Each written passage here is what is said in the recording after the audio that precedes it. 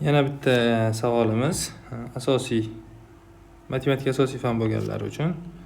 Xo'p, kasrimiz suratida 6 ning x darajasidan 3 ta, mahrajda esa 3 ning x darajasidan 2 ta. Shu teng ekan 24 ga.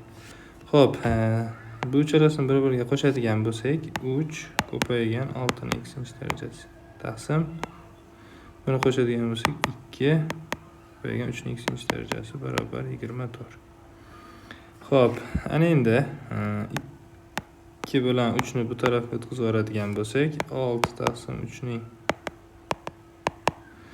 x esa teng bo'ladi 24 ko'paygan 2 bo'lingan 3.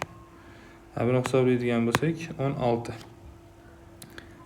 Bular bir xil bo'lgani uchun 6 ning x darajasini 3 ning x darajasiga bo'lib yuboradigan bo'lsak, 2 ning x darajasi bo'ladi. 2 ning x darajasi teng 16, x teng 4. Bu videoni testga kiradigan tanishlaringizga jo'natib qo'ying.